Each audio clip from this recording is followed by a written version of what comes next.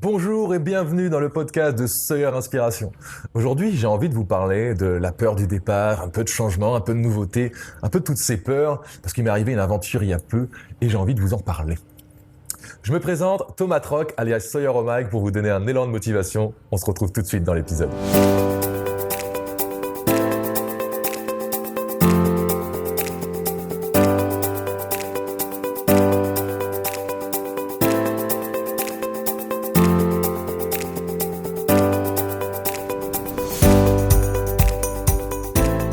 J'avais envie de vous parler de la peur du changement, de la peur du départ, de cette sensation qu'on peut trouver désagréable.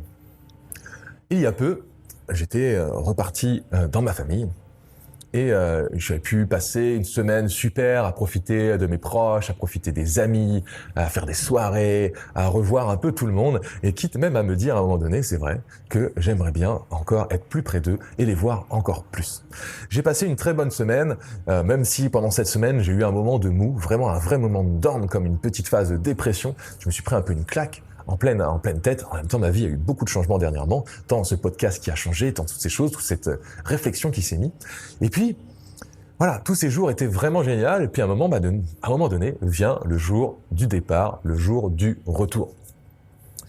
Ce jour-là, bon, c'était déjà une super journée parce que je l'ai passé avec ma famille, entre guillemets, ma nouvelle famille que j'ai découvert il y a peu. Et je vous raconterai sûrement ça dans un autre épisode. C'est une histoire magnifique. En tout cas, je vais en écrire un livre parce que c'est une belle histoire qui sortira dans 1-2 ans peut-être.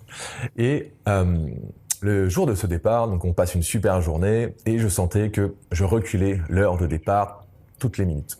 Je reculais. J'avais prévu de partir, on va dire en milieu d'après-midi, vers 15h30, 16h. Et puis, j'étais bien en fait. J'étais avec ma famille, on profitait, on fait du bateau, du kitesurf, voilà, on a kiffé, on a fait un barbecue, c'était génial. Et j'étais là. Je me sentais pas, il y avait une petite émotion au fond de moi, je me sentais pas entièrement à l'aise. Il y avait un petit truc. J'ai du mal à le définir même.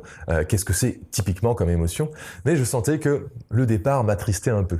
J'avais une vraie envie aussi de rentrer chez moi, mais ce départ était quand même un petit peu émotionnel. Il y avait un petit nœud qui était là au fond de moi. Donc voilà, la journée bat son plein, les heures passent, 16h, 17h, 18h, et là bon, tout le monde repart, donc à la fois ça laisse un peu plus de temps. Et là je me dis bon allez, on y va, je recharge la voiture, je me prépare, et puis finit par manger un magnum avec les parents avant de partir. Voilà, encore un peu de temps privilégié, on profite encore pour pas réellement vivre cette émotion. En fait, j'avais pas envie de vivre l'émotion que j'allais vivre. J'allais avoir une émotion on pourrait peut-être que définir que c'est un peu de tristesse, un peu de nostalgie, un peu de... J'aurais vraiment j'aurais de la difficulté, à bien vous exprimer quelle est cette émotion. Mais je pense que pour ceux qui le vivent en tant qu'hypersensibles, je pense on le vit encore plus, ça d'ailleurs. Et c'est une petite sensation de départ, de partir loin des gens. Il y a toujours une petite rancœur, pas une rancœur, mais un truc qui nous prend un peu aux tripes. Et donc voilà, on finit notre glace, et puis là, c'est le moment de partir, et puis je regarde mes parents avec un air un peu tristouné, en mode allez, j'y vais, c'est le moment. Voilà, on dit des phrases un peu comme ça. Et puis je rentre dans ma voiture, je m'installe, je commence à partir, et puis je pars. Et puis bien sûr, sur la route, je suis submergé par cette émotion. Cette émotion un peu de tristesse, de nostalgie, je pars, oh là là, la nouveauté, qu'est-ce qui va m'arriver, qu'est-ce que je vais encore retrouver chez moi, enfin, toutes ces petites choses-là c'est pas très agréable. Mais souvent, en fait, ce que j'ai remarqué, c'est que par peur de vivre une émotion, en fait, on vit pas notre vie maintenant. Par peur de vivre une émotion, on va pas partir en voyage. Par peur de vivre une émotion, on va pas aller aborder l'homme ou la femme qui nous plaît. Par peur de vivre une émotion, on va pas aller chercher le boulot de nos rêves. Par peur de vivre une émotion, on va simplement pas réaliser nos rêves. Et là, je me suis pris une claque dans la gueule. C'était hier en plus, c'était vraiment il y a pas longtemps. C'était hier pour moi et pas pour vous quand vous verrez l'épisode. Et je me suis pris cette claque dans la gueule en me disant, mais à combien de moments dans nos vies, nos émotions, on a peur de vivre une émotion et ça nous empêche de réaliser quelque chose qu'on a vraiment envie. Vraiment réfléchissez à ça. Combien de fois, on a juste peur de vivre une émotion. Même on a des fois peur de vivre de la peur. Voilà. J'ai vécu cette émotion dans ma voiture. J'ai eu un peu les larmes qui sont montées, plutôt pas les larmes qui ont coulé, mais les yeux qui se sont mis à être un peu humides, une vraie un peu de tristesse, un peu hop, comme si on coupait un cordon, on va dire un peu ça, comme si on partait de quelque chose, paf. Et après, quelques minutes plus tard, tout est commencé à revenir à peu près normal. Une fois arrivé chez moi, toujours un peu cette sensation un peu désagréable en mode bon, je suis chez moi. Souvent, ce que je comprends de là, c'est qu'il me faut une bonne nuit, et après une bonne nuit de sommeil, ça va. Je suis quelqu'un qui fait beaucoup de road trip. Bon, j'en ai fait un peu moins dernièrement, mais là, je vais repartir dans quelques jours en road trip.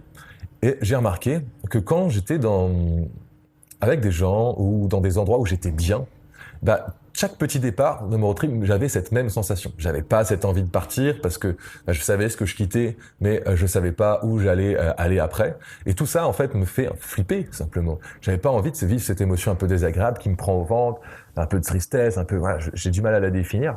Mais ça, je sais qu'on est beaucoup à vivre ce genre d'émotion. Et je pense que tout ça, des fois, ça nous empêche simplement de kiffer notre vie et de vivre. Faut prendre le temps de se dire, est-ce que cette émotion, elle va durer toute la vie? Non. Elle va être que là, un instant. Plus on est conscient que nos émotions ne font que passer et qu'on n'est pas obligé de s'y attacher et de les tenir là en mode « Ah, elle est là, je la tiens, la tristesse ». Non, non.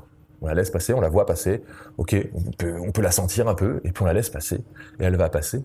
Plus on a ce recul, plus on se rend compte qu'on peut faire plus de choses. C'est d'ailleurs un des objectifs, il n'y a pas réellement d'objectif, mais la méditation en tant que telle, c'est ce principe-là. La méditation, le but, c'est de devenir observateur de ses propres pensées.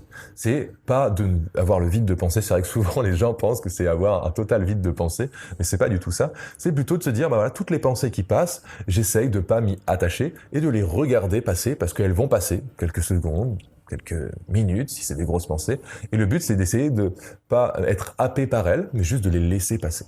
Et plus on prend un peu ce recul d'être capable de laisser passer ces pensées, ces émotions, plus on va pouvoir en fait réagir avec discernement et se dire, ok, là je pars, je sais que je vais avoir telle émotion qui va arriver, puisqu'on apprend à se connaître, il va falloir que je m'y attache pas. Ou peu.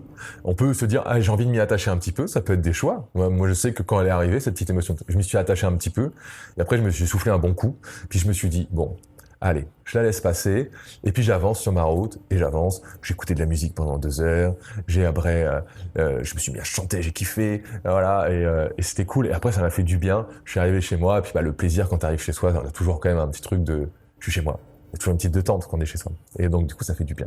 Donc là, j'avais envie de vous parler. Je pense vraiment que des fois, on passe à côté de notre vie simplement parce qu'on a peur de vivre des émotions. Et alors que les émotions, il n'y en a aucune, théoriquement, je mets bien théoriquement, je ne connais pas tout, mais il n'y en a aucune qui peuvent nous tuer, tout simplement. Et souvent, des fois, c'est un peu cette peur. On a peur de souffrir, on a peur de ça. Mais je crois qu'il n'y a pas de bonheur s'il n'y a pas de souffrance. Comment vous pourrez savoir que vous êtes heureux si vous ne connaissez pas la souffrance? Quand on vit en couple, quand on choisit de se mettre à deux, en fait, on choisit aussi de la possibilité d'un jour souffrir si ça s'arrête. On a toujours, en fait, en gros, la vie, c'est un peu une pièce avec toujours pile ou face. On a toujours une émotion positive qui va être accompagnée d'une émotion négative. J'entendais dans un podcast il y a peu, et je trouve ça intéressant de l'amener là, que lorsque l'humain a une émotion trop positive, que ce soit avec quelqu'un ou autre, le corps, pour pouvoir un peu s'équilibrer, en fait, le corps, lui, cherche toujours un peu une harmonie. Il préfère de la douceur plutôt que de l'excessivité. Il va essayer d'amener une émotion un peu négative avec. Donc, quand t'es trop heureux, il faut qu'il compense avec un peu de négativité. J'ai trouvé ça intéressant comme concept, parce que c'est un concept qui dit, c'est vrai, quand je suis très heureux, c'est vrai que des fois, le lendemain, je suis un peu moins bien, quoi. Quand je passais une belle soirée avec des copains, le lendemain, peut-être un peu de la fatigue et tout ça, des fois, je suis un peu moins bien. Et là, tu peux te dire, ok, pourquoi pas.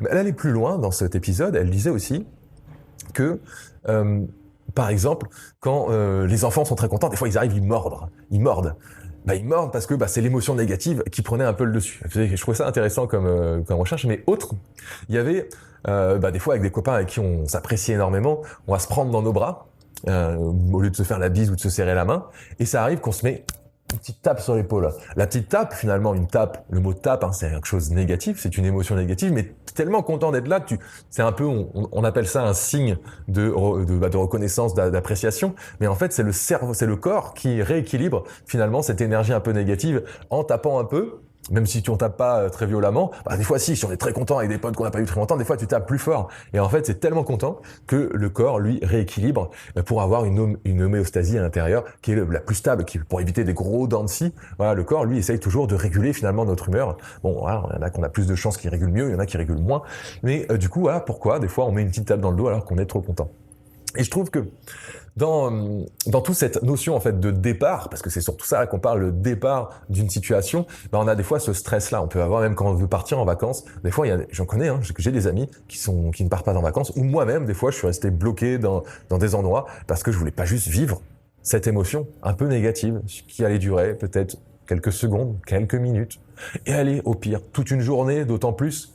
Est-ce que ça change ta vie? Si tu es allé à l'endroit où tu aimerais aller et que tu as vécu une journée où t'étais pas très bien, par contre que t'as kiffé les 10 jours d'après, je crois que on se fourvoie un peu. Je pense on est passé dans un monde où déjà on nous apprend pas à connaître nos émotions. On a vraiment un changement un peu sociétal en plus en ce moment. Les réseaux sociaux, toutes ces choses-là qui pour les jeunes, leur diminue vraiment leur capacité d'attention, et puis on comprend encore moins bien ça. Après, sur les réseaux sociaux, il y a des très bonnes choses, comme là, si vous regardez sur les réseaux sociaux le podcast, c'est des choses qui sont plutôt pour vous apprendre, pour vous donner des infos. On n'est pas juste là pour juste se divertir ou juste faire de l'excitation mentale. Derrière ça, je pense qu'on a vraiment un besoin de réapprendre à connaître ses émotions et réapprendre à se connaître. En fait, réapprendre à se connaître. Disons que quand on est, tout simplement, en fait, même d'apprendre tout simplement à se connaître, c'est que on se connaît pas. En fait, quand on se connaît pas. Quand on connaît pas les émotions. Quand on connaît pas nos réflexes dans telle situation, tel truc, ainsi de suite. On ne sait pas qui on est, en fait, tout simplement. Et la vie, le but de ça, c'est un peu d'aller évoluer et puis de commencer à apprendre à un moment donné, à se connaître, à se dire, c'est vrai que j'ai eu du mal dans ma vie peut-être à partir jusqu'à présent, et puis j'ai écouté cet épisode de Sawyer et j'ai trouvé qu'il y avait du sens dans ce qu'il disait. C'est vrai que, en fait, je pars pas parce que j'ai peur d'avoir une sensation un peu désagréable que je vis des fois la veille, et ainsi de suite. Mon père me disait, par rapport à ce truc de départ, lui, il est jamais bien la veille ni le jour du départ.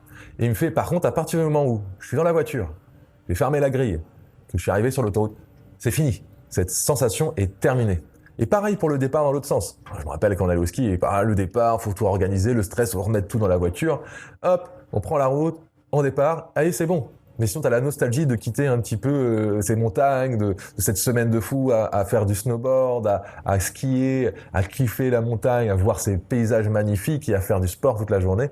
Et ouais, après, tu passes. Et c'est vrai qu'une fois que t'es sur la route, ça y est. T'as qu'une envie, c'est juste d'être rentré chez toi. T'as pas forcément envie de retourner là-bas, tu veux rentrer chez toi parce que c'est le départ. Mais cette émotion est passée. Voilà. Donc, je vous encourage à vous écouter, à essayer de trouver en fait tous ces petits points où vous sentez là je sens que en fait il y a une émotion ça me fait naître une émotion, et souvent j'y vais pas, ou j'y vais mais je vis un peu l'émotion. Comment je pourrais un peu mieux la vivre, éventuellement comment je pourrais prendre un peu plus de recul derrière ça. Je sais que moi ça m'a vraiment ramené ça à l'esprit là, ce départ, et je me suis dit c'est vrai que des fois je suis resté très fixe alors que j'étais quelqu'un qui avait besoin de beaucoup de mouvement, et ces dernières années je suis resté assez fixe. Et là, je sens que non, ça me correspond pas. C'est d'ailleurs pour ça que je vais vous amener sur un autre univers dans mon podcast, et de manière un peu différente. Parce que j'ai envie de remettre un peu plus de mouvement, j'ai envie qu'il y ait un petit peu plus de déplacement, et je sais que de remettre une vie comme ça, je vais vivre souvent cette émotion dont je vous ai parlé. Et donc il va falloir que je l'apprivoise, que je la connaisse, et que je me dis, je sais qu'elle sera là, ça sera pas long. Je sais qu'elle sera là, ça sera pas long. Je sais qu'elle sera là, ça sera pas long. C'est ce que je me répète maintenant. Je sais qu'elle sera là, ça sera pas long. Voilà. Et ça me fait du bien. Donc, j'espère que vous avez apprécié l'épisode d'aujourd'hui. Comme d'habitude, si vous avez eu des réflexions, des idées dans votre tête pendant l'épisode, mettez-les en application. Si vous avez entendu de la valeur, c'est des choses que vous avez envie d'essayer, mettez-les en application. C'est que comme ça qu'on peut avoir des résultats dans notre vie. C'est en passant à l'action. C'est la clé du succès. Si vous avez apprécié l'épisode d'aujourd'hui, je vous invite et je vous remercie en avance de le partager à un membre de la famille, à quelqu'un de proche, à un ami, à quelqu'un qui en a besoin, ou juste sur Facebook parce que vous l'avez trouvé cool et vous avez envie de le partager partager à une communauté, faites-le. Moi, ça me permet de vous me remercier en fait en faisant ça. Ça permet de me dire que le travail que je fais, le plaisir que j'ai à tourner ces vidéos, ça aide des personnes, ça inspire surtout pour moi des personnes. C'est pas une aide précise, c'est de l'inspiration, parce que c'est comme ça qu'on évolue. On évolue seul, mais inspiré grâce aux autres, grâce à des mentors. Donc voilà, je vous souhaite une très belle journée. Si vous voulez plus d'infos, rendez-vous sur le site sawyerinspiration.fr. C'était Sawyer dans cet épisode. À bientôt. Ciao.